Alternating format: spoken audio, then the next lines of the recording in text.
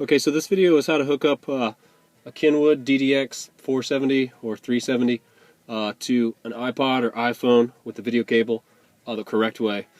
When I first got this head unit, I looked all over online trying to figure out how to make it work.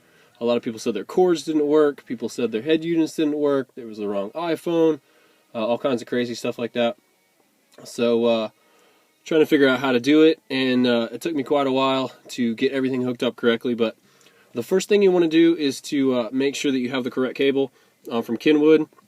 It's kind of difficult to see, but it's their IP202 cable. A lot of people have apparently tried cheap knockoffs, and they don't seem to work or don't work as well or something.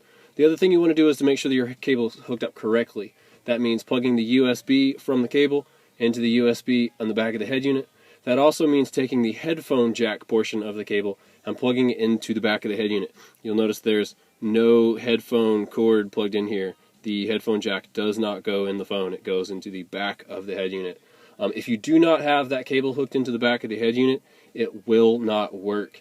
It will not send a signal to the head unit or something, and it will not work. It will not play video. If you do not have the cable connected correctly, it will not work.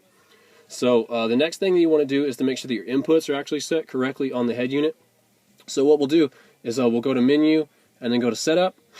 And if you go into the input, you can see here that mine is currently set to iPod up here in the top right. You'll notice that this other one is dark. If yours is currently set to AV2, you're going to want to change that. Notice I cannot select AV2 right now. If you want to select that for whatever reason, here's how Kenwood did it. You have to go to Menu, go to All Source, put the head unit in Standby. Go back to Menu, go back to Setup, click on Input, and now you can pick back and forth between whether you want AV in or if you want iPod. Again, you're going to want to pick iPod or the video will not work. So since we're already set to iPod, we can go back to Menu. I'll go to iPod, and one of the first things you'll notice is it's just playing the normal iPod. Apparently we've got some Stevie Ray Vaughan going on.